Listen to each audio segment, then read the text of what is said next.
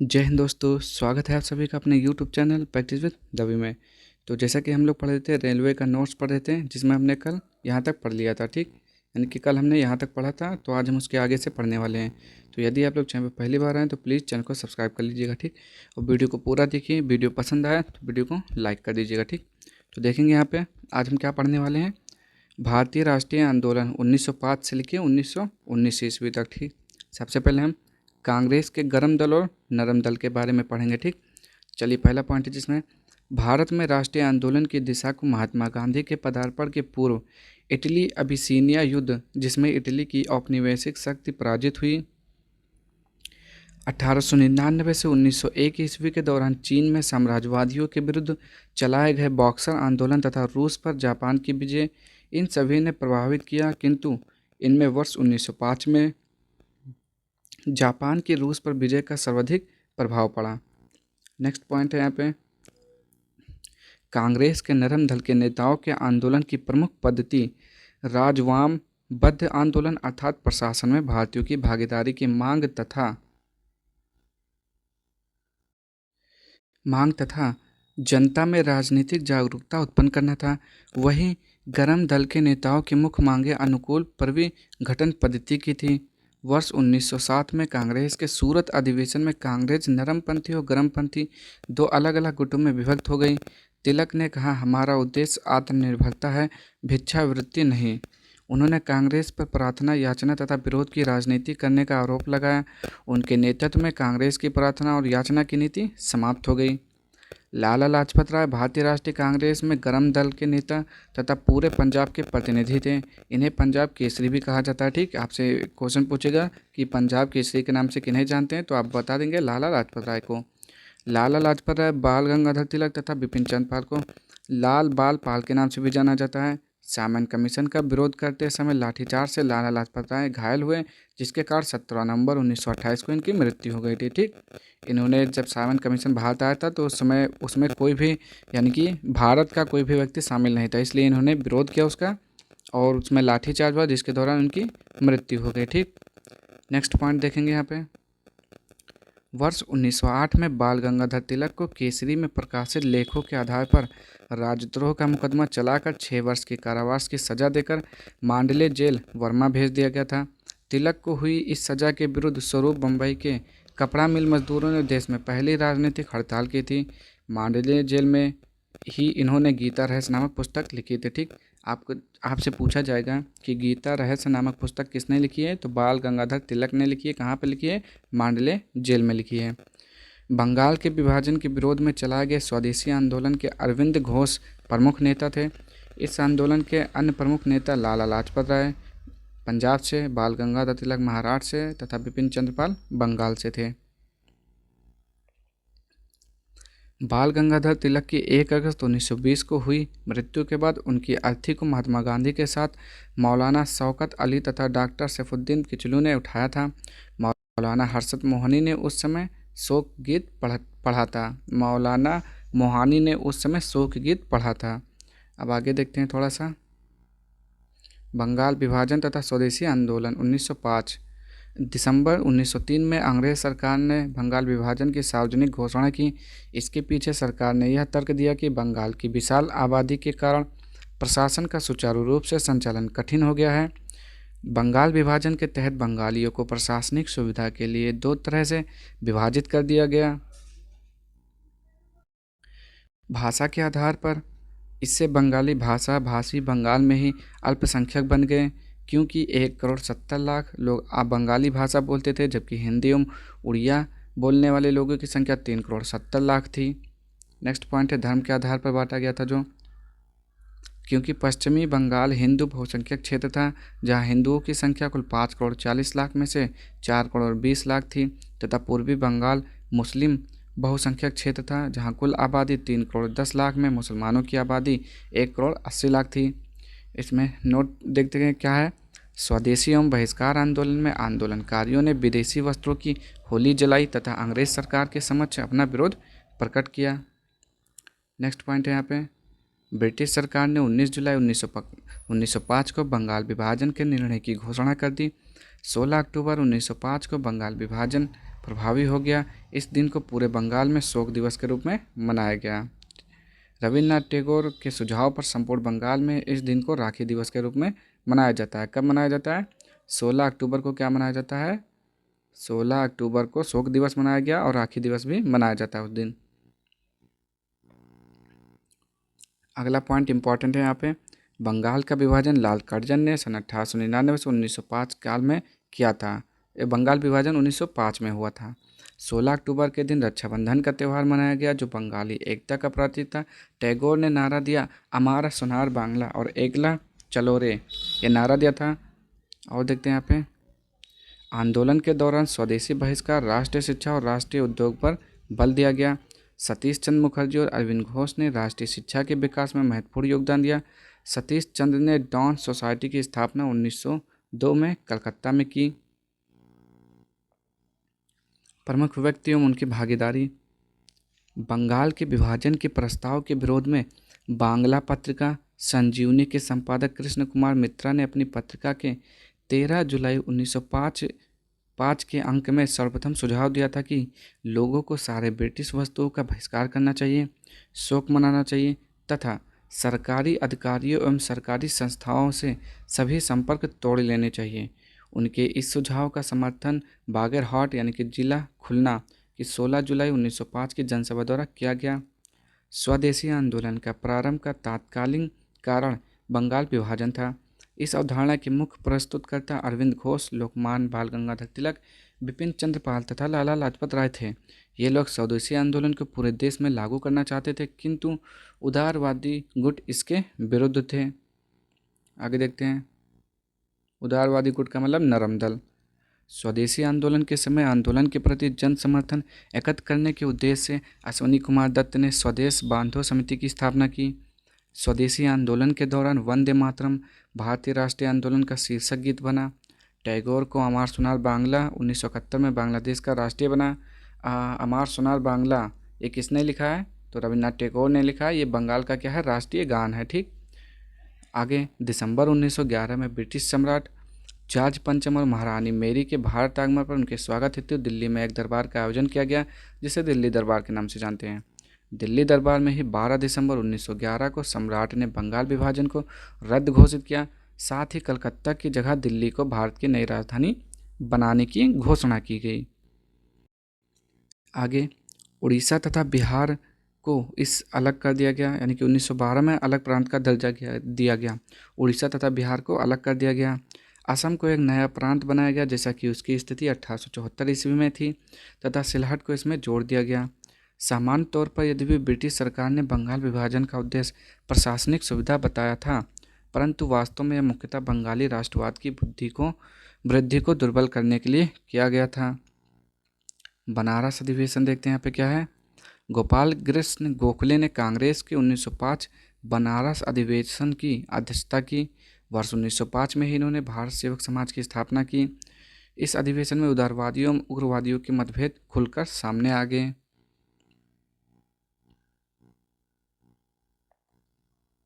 कलकत्ता अधिवेशन देखते हैं यहाँ पे। दिसंबर 1906 में कांग्रेस का अधिवेशन कलकत्ता में हुआ। इस अधिवेशन में उग्रवादी बाल गंगाधर तिलक या लाला लाजपत राय को अध्यक्ष बनाना चाहते थे जबकि नरमपंथियों ने इस पद हेतु डॉक्टर रासबिहारी घोष का नाम प्रस्तावित किया। ठीक, आगे यहाँ पे नोट में देखते हैं कुछ। कांग्रेस के सेल्फ रूल संबंधी प्रस्ताव पर सर्वप्रथम वर्ष 1905 में बनारस अधिवेशन में चर्चा हुई एवं वर्ष 1906 में कलकत्ता के अधिवेशन में स्वराज का प्रस्ताव पारित किया गया। दादा भाई नौरोजी को लोग श्रद्धा से भारत के वयोवृद्ध नेता के नाम से स्मरण करते हैं। ठीक, ये इंपॉर्टेंट पॉइंट है। 1892 ईस्वी में पहले भारतीय थे जो उदारवादी दल की ओर से फिशबरी से ब्रिटिश संसद के सदस्य चुने गए। वह भारतीय राष्ट्रीय कांग्रेस के 1896, 1893 और 1906 ईस्वी में अध्यक्ष भी रहे। गोखले ने कहा था यदि मनुष्य में कहीं देवत्व है तो वह दादा भाई नौरोजी में है। ठीक, ये कथन याद रखिएगा। किसने कहा था? तो गोपाल कृष्ण गोखले ने कहा था। सूरत अधिवेशन 1907 में हुआ था। वर्ष 1907 में सूरत में आयोजित कांग्रेस के 23वें वार्षिक अधिवेशन में उदारवादियों और उग्रवादियों के अध्यक्ष पद को लेकर कांग्रेस को विभाजन हो गया। अंततः रास बिहारी घोष अध्यक्ष बनने में सफल हुए। मुस्लिम लीग का गठन, ये भी इम्पॉर्टेंट है, बहुत ही इम्पॉर्टेंट है। अक्टूबर 1906 में आगा खां के नेतृत्व में मुस्लिमों के शिमला प्रतिनिधि मंडल ने एक ऐसी केंद्रीय मुस्लिम सभा बनाने का विचार किया जिसका उद्देश्य मुसलमानों के हितों का संरक्षण हो। 56 सदस्यों की अस्थायी समिति का चयन किया गया और मोहसिन उल मुल्क तथा वकार उल मुल्क को संयुक्त रूप से संगठन का सचिव नियुक्त किया गया।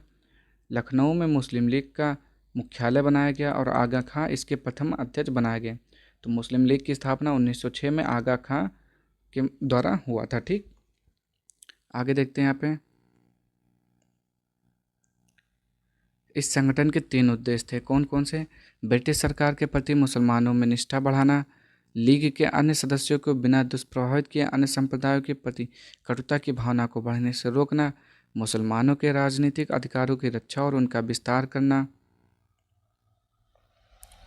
वर्ष 1907 में मुस्लिम लीग का वार्षिक अधिवेशन कराची में तथा वर्ष 1908 में अमृतसर में हुआ था। इसी अधिवेशन में मुसलमानों के लिए पृथक निर्वाचक मंडल की मांग की गई, जो इन्हें वर्ष 1909 के मार्ले मिंटो सुधार के द्वारा प्रदान किया गया। अब देखते हैं मार्ले मिंटो सुधार क्या है, यहाँ से भी पूछता है। वर्ष 1905 में लॉर्ड कर्जन के स्थान पर लॉर्ड मिंटो को भारत का वायसराय तथा जॉन मार्ले को भारत सचिव नियुक्त किया गया। इनके द्वारा किए गए सुधारों को मार्ले मिंटो सुधारों के नाम से जाना जाता है। यहाँ पे देखते हैं थोड़ा, ब्रिटिश संसद द्वारा पारित संवैधानिक सुधारों, जिन्हें औपचारिक रूप से भारतीय परिषद अधिनियम 1909 कहा गया, सामान्यतः मार्ले मिंटो सुधारों के नाम से प्रसिद्ध है। इसका सबसे बड़ा दोष सांप्रदायिक प्रतिनिधित्व प्रणाली के तहत मुसलमानों के लिए पृथक निर्वाचन मंडल की व्यवस्था करना था। गांधी जी ने कहा था मार्ले मिंटो सुधार ने हमारा सर्वनाश कर दिया है। किसने कहा था? गांधी जी ने कहा कि मार्ले मिंटो सुधार ने हमारा सर्वनाश कर दिया। महाराष्ट्र में क्रांतिकारी आंदोलन, 1897 ईस्वी में पूना में चापेकर बंधुओं यानी कि दामोदर एवं बालकृष्ण ने प्लेग कमिश्नर मिस्टर रैंड और लेफ्टिनेंट आर्मस्ट्रांग की हत्या कर दी। चापेकर बंधुओं ने 1896 ईस्वी में पूना में व्यायाम मंडल की स्थापना की। 1897 ईस्वी में तिलक को 18 महीने की सजा मिली, क्योंकि केसरी में छपे इन्हीं के निबंध में आतंकवादी भावना का प्रसार किया। भारतीय दंड संहिता की धारा 124A के तहत राजद्रोह के आरोप में गिरफ्तार किया गया। महाराष्ट्र में मराठा केसरी और काल ने आतंकवादी विचारों का प्रकाशन किया।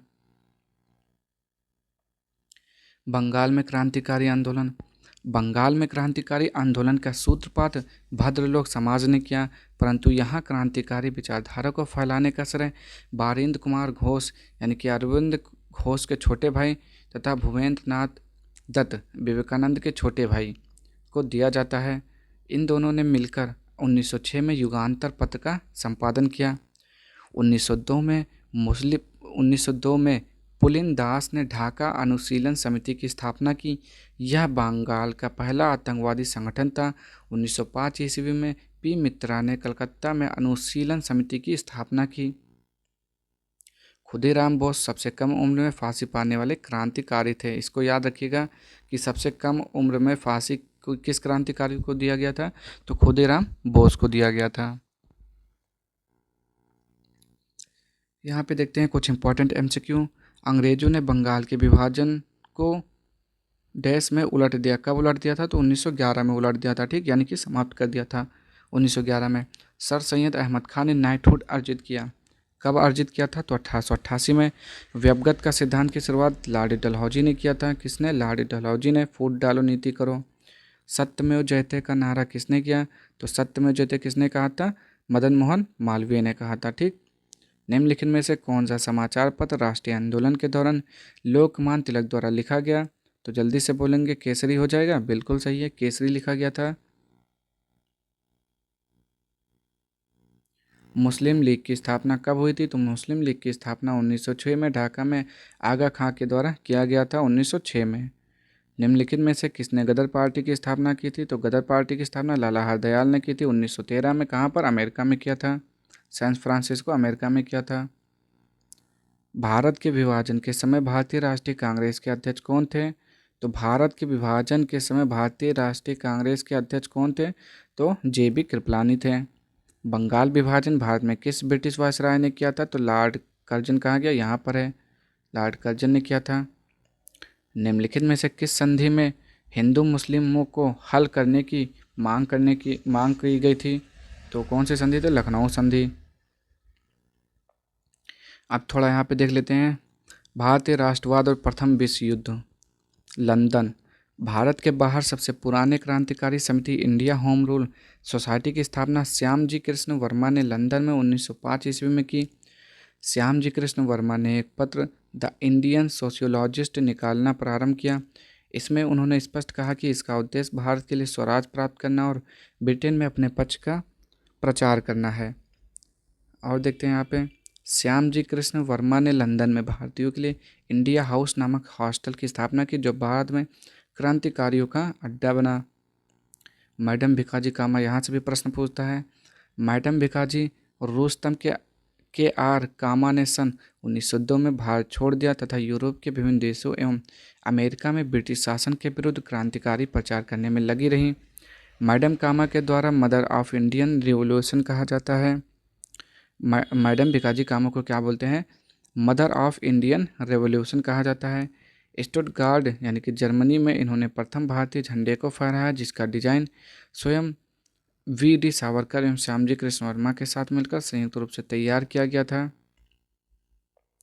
भारतीय स्वतंत्रता लीग, संयुक्त राज्य अमेरिका के प्रमुख भारतीयों में तारकनाथ दास थे। इन्होंने 1907 में कैलिफोर्निया में भारतीय स्वतंत्रता लीग का गठन किया और अगले वर्ष इन्होंने स्वतंत्र हिंदुस्तान नामक समाचार पत्र प्रकाशित किया।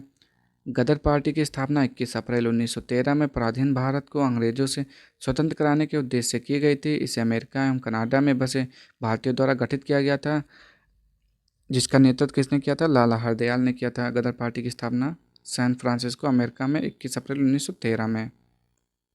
ये यहाँ पे लिखा भी हुआ है आपका कि गदर पार्टी का मुख्यालय कहाँ था? सैन फ्रांसिस्को अमेरिका में स्थित था।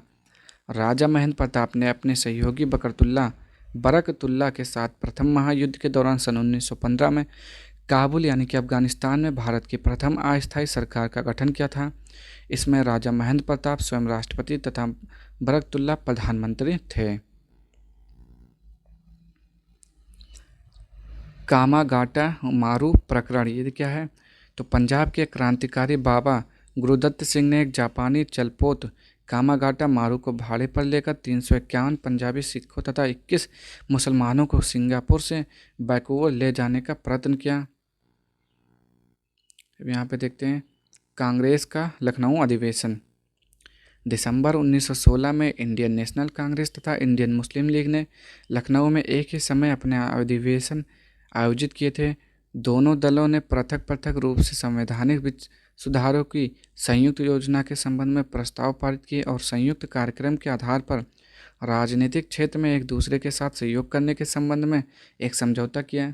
यह समझौता सामान्यतः लखनऊ समझौता या कांग्रेस लीग योजना के नाम से प्रसिद्ध है। वर्ष 1916 में भारतीय राष्ट्रीय कांग्रेस का लखनऊ अधिवेशन, जिसकी अध्यक्षता अंबिका चरण मजूमदार ने की थी, दो दृष्टियों से स्मरणीय था। उग्रवादियों, जिन्हें 9 वर्ष पूर्व 1907 ईस्वी में कांग्रेस से निष्कासित किया गया था, का कांग्रेस में पुनः प्रवेश हुआ था। कांग्रेस और मुस्लिम लीग के मध्य समझौता हुआ था। होम रूल लीग आंदोलन।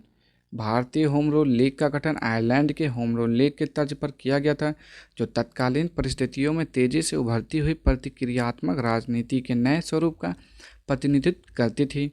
एनी बेसेंट और बाल गंगाधर तिलक ने इस नए स्वरूप के अगुवा थे। यानी कि होम रूल लीग आंदोलन के अगर पूछेगा संस्थापक कौन थे, तो एनी बेसेंट ने बाल गंगाधर तिलक की सहायता से किया था। अप्रैल 1916 को तिलक ने एवं सितंबर 1916 को एनी बेसेंट ने अपनी अपनी होम रूल लीग की स्थापना की। पहले देखते हैं तिलक की होम रूल लीग की स्थापना क्या है। बाल गंगाधर तिलक ने होम रूल लीग की स्थापना अप्रैल 1916 में की। इसकी शाखाएं महाराष्ट्र, कर्नाटक, मध्य प्रांत एवं बरार में खोली गई। इसे 6 शाखाओं में संगठित किया गया। तिलक ने मराठा और केसरी के माध्यम से अपनी लीग का प्रचार किया। इस लीग के प्रथम अध्यक्ष जोसेफ बैप्टिस्टा तथा सचिव NC केलकर थे। नेक्स्ट पॉइंट, एनी बेसेंट की होम रूल लीग देखेंगे अब यहाँ पे। एनी बेसेंट ने सितंबर 1916 में मद्रास में होम रूल लीग की स्थापना की घोषणा की। जॉर्ज अरुंडेल को लीग का संगठन सचिव नियुक्त किया गया। बेसेंट ने द कॉमनवेल्थ और न्यू इंडिया के माध्यम से अपने लीग का प्रचार किया। आपसे पूछेगा द कॉमनवेल्थ और न्यू इंडिया किसकी पुस्तक है, तो बोलेंगे एनी बेसेंट की है। होम रूल लीग की स्थापना किसने की है, एनी बेसेंट ने की थी। 3-4 पॉइंट यहाँ से पूछा जाता है आपका एनी बेसेंट का। भारतीय राष्ट्रीय कांग्रेस की पहली महिला कौन थी अध्यक्ष, तो एनी बेसेंट थी। और प्रथम भारतीय पूछेगा तो सरोजिनी नायडू। ठीक, ये सारे के सारे पॉइंट बहुत ही इंपॉर्टेंट है जो आपसे पूछा ही जाता है, आपको ये पता होना चाहिए। होम रूल शब्द किस देश से अपनाया गया, पहला क्वेश्चन किस देश से अपनाया गया, तो ये कहाँ से लिया गया था, आप जल्दी से बताएंगे। तो ये आपका लिया गया था कहाँ से, आयरलैंड से लिया गया था। ठीक, होम रूल शब्द किस देश से अपनाया गया, आयरलैंड से। निम्नलिखित में से कौन भारत में होम रूल आंदोलन से जुड़ा था, बताएंगे, तो वो थे एनी बेसेंट जुड़े थे, एनी बेसेंट जी। नेक्स्ट, 1916 में होम रूल मूवमेंट का कार्य बरार में किसके द्वारा चलाया गया, तो बरार में किसके द्वारा चलाया गया था, तो बाल गंगाधर तिलक के द्वारा बरार में चलाया गया था, अभी आपने पढ़ा। आगे 1916 में होम रूल आंदोलन किसके नेतृत्व में शुरू हुआ, तो ये शुरू हुआ था श्रीमती एनी बेसेंट।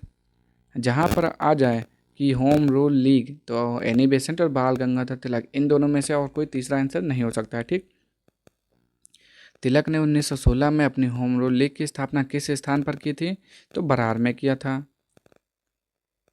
सॉरी, यहाँ पे देखें कुछ मिसप्रिंट है क्या, मूवमेंट का कार्य बरार में किसके द्वारा चलाया गया, तो बाल गंगाधर तिलक के द्वारा चलाया गया। और यहाँ पे वही इस बेलगांव दिया हुआ है। तिलक ने 1916 में अपनी होम रूल लीग की स्थापना किस स्थान पर की, तो बरार में किया था। यहाँ पे देखते हैं जरा फिर से एक बार।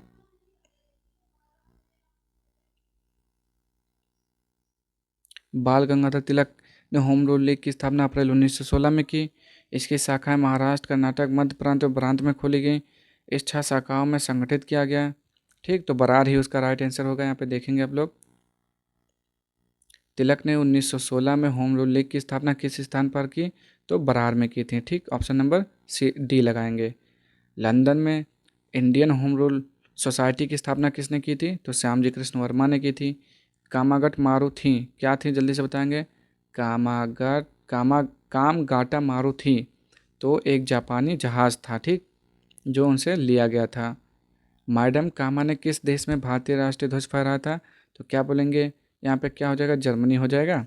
मैडम कामा ने किस देश में भारतीय ध्वज फहराया था, चलिए यहाँ पे देख लेते हैं। मैडम कामा कहाँ है आपका, मैडम कामा यहाँ पे देखते हैं,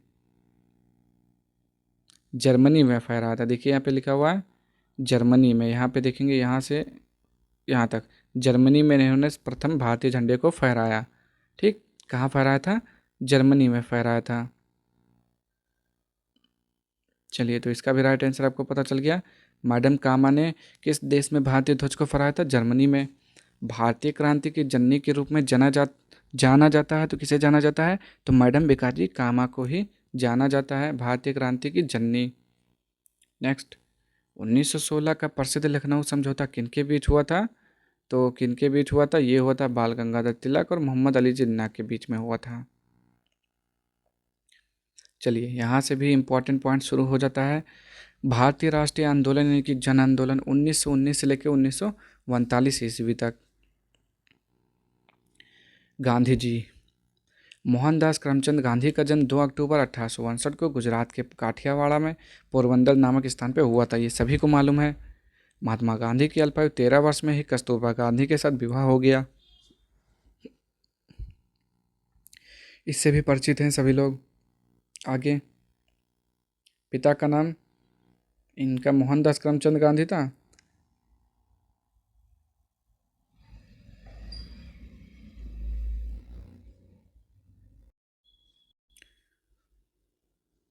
पिता का नाम था करमचंद गांधी और माता का नाम क्या था, पुतलीबाई था। ठीक, ये सारे के सारी जानकारी आप लोगों को पहले से मालूम है। आगे पढ़ते हैं जो इम्पोर्टेंट पॉइंट है आपका यहाँ से। संघर्ष का उदारवादी चरण, तो 1894 से 1906 इस चरण में गांधी जी ने दक्षिण अफ्रीकी सरकार की याचिकाएं प्रार्थना पत्र सौंपने की नीति अपनाई। गांधी जी ने सभी भारतीयों को संगठित कर 1894 में नटाल भारतीय कांग्रेस की स्थापना की तथा इंडियन ओपिनियन नामक पत्र का प्रकाशन किया। ठीक, तो नटाल भारतीय कांग्रेस की स्थापना कहाँ पर किया गया था? तो दक्षिण अफ्रीका में किया गया था, ये पूछा जाता है। अहिंसात्मक प्रतिरोध या सत्याग्रह का काल 1906 से 14। इस चरण में गांधी जी ने अहिंसात्मक प्रतिरोध या सविनय अवज्ञा की नीति अपनाई, जिसे उन्होंने सत्याग्रह का नाम दिया। पंजीकरण प्रमाण पत्र के विरुद्ध सत्याग्रह। दक्षिण अफ्रीकी सरकार ने एक विधान बनाकर प्रत्येक भारतीय के लिए यह अनिवार्य कर दिया कि वे अपने अंगूठे के निशान वाले पंजीकरण प्रमाण पत्र को हर समय अपने पास रखें। गांधी जी ने इस हेतु अहिंसात्मक प्रतिरोध सभा का गठन किया। गांधी के नेतृत्व में भारतीयों ने अपने रजिस्ट्रेशन के कागजातों का सामूहिक रूप से जला दिया। टॉलस्टॉय फार्म की स्थापना। इस फार्म में गांधी जी ने अपने एक जर्मन शिल्पकार मित्र कालेन बाग की मदद से सत्याग्रहियों के परिवार की पुनर्वास समस्या को हल किया तथा उनके भरण पोषण की व्यवस्था की। भारत से भी यहाँ काफ़ी पैसा भेजा गया।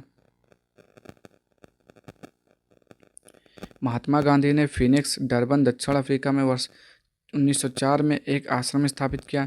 फिनिक्स आश्रम को 27 फरवरी 2000 को दोबारा खोला गया। फिनिक्स महात्मा गांधी द्वारा स्थापित प्रथम आश्रम था। अब गांधी जी के विचार को पढ़ेंगे यहाँ पे। इनके विचार में आदर्शवाद की बजाय व्यवहारिक आदर्शवाद पर अत्यधिक जोर दिया गया। मार्क्स की तरह गांधी जी भी राज को हटाने की इच्छा रखते थे तथा उन्होंने स्वयं को दार्शनिक अराजकतावादी कहे जाने से गुरेज नहीं किया। सत्य तथा अहिंसा गांधी जी की युगल सिद्धांत थे। उन्होंने सत्य तथा अहिंसा को अपने सपनों के नवीन समाज का आधार बनाया था। गांधी जी श्रम को असाधारण महत्व देते थे। वे इस सिद्धांत को क्रियात्मक रूप देना चाहते थे कि प्रत्येक से इसके सामर्थ्य के अनुसार काम लिया जाए तथा प्रत्येक को आवश्यकता अनुसार पारिश्रमिक दिया जाए। गांधी जी मार्क्सवादियों की भांति भावी आदर्श व्यवस्था में राज की सत्ता नहीं मानते थे। गांधी जी ने परिवार नियोजन हेतु सर्वोत्तम उपाय आत्मनियंत्रण बताया था। क्या बताया था? आत्मनियंत्रण। गांधी जी की भारत वापसी कब आए थे? 1916 में आए थे ना, 1915 में आए थे, 16 वर्ष रह के। गांधी जी जनवरी 1915 में भारत लौटे। दक्षिण अफ्रीका में उनके संघर्ष और उनकी सफलताओं ने उन्हें भारत में अत्यंत लोकप्रिय बना दिया था। न वे केवल शिक्षित भारतीय अपितु जन सामान्य भी गांधी जी के बारे में भली भांति परिचित हो चुके थे। भारत आने पर उनका संपर्क गोपाल कृष्ण गोखले से हुआ, जिन्हें गांधी जी अपना राजनीतिक गुरु बनाया। उनके प्रभाव में आकर उन्होंने स्वयं को भारत का सक्रिय राजनीति से जोड़ा।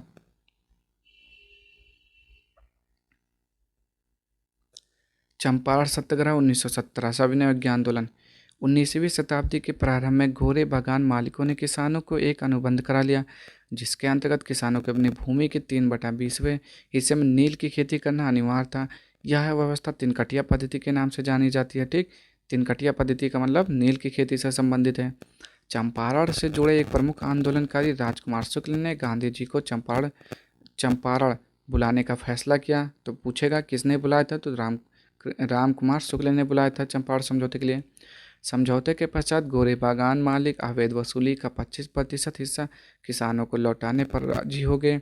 इसके एक दशक के भीतर ही बागान मालिकों ने चंपारण छोड़ दिया। इस प्रकार गांधी जी ने भारत में सविनय अवज्ञा आंदोलन का प्रथम चरण सफलतापूर्वक जीत लिया। अहमदाबाद मिल हड़ताल 1918 यानी कि भूख हड़ताल। अहमदाबाद में मिल मालिकों और मजदूरों में फ्लैग बोनस को लेकर अविवाद छिड़ गया। गांधी जी ने मजदूरों को हड़ताल पर जाने तथा 35% छूट की मांग करने को कहा, जबकि मिल मालिक मजदूरों को केवल 20% छूट देने के लिए राजी थे। गांधी जी ने मजदूरों के समर्थन में भूख हड़ताल प्रारंभ करने का फैसला किया। अम्बालाल साराभाई की बहन अनसुईया बेन ने इस संघर्ष में गांधी जी को सक्रिय योगदान प्रदान किया। खेड़ा सत्याग्रह 1918। असहयोग आंदोलन। वर्ष 1918 के भीषण दुर्भिक्ष के कारण गुजरात के खेड़ा जिले में पूरी फसल बर्बाद हो गई। फिर भी सरकार ने किसानों से मालगुजारी वसूल करने की प्रक्रिया जारी रखी। खेड़ा जिला के युवा अधिवक्ता सरदार वल्लभ भाई पटेल, इंदुलाल याज्ञिक तथा कई अन्य युवाओं ने गांधी जी के साथ खेड़ा के गांव का दौरा प्रारंभ किया। इन्होंने किसानों को लगान न अदा करने की शपथ दिलाई।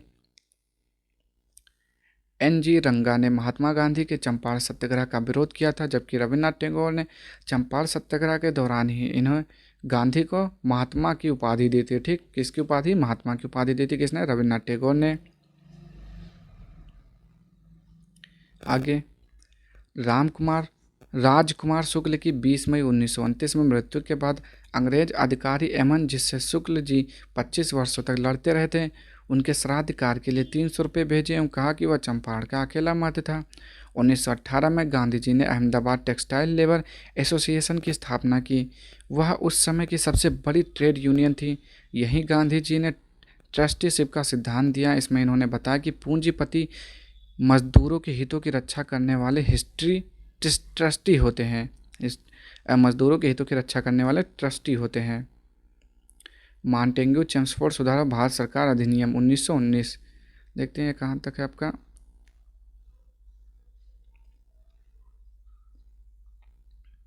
चलिए, तो इसको हम कल से पढ़ेंगे। ठीक, तो आज के लिए इतना ही रहने देते हैं। अगर आपको वीडियो पसंद आए तो प्लीज़ चैनल को लाइक शेयर सब्सक्राइब कर दीजिएगा। मिलते हैं नेक्स्ट वीडियो में, तब तक के लिए जय हिंद जय भारत।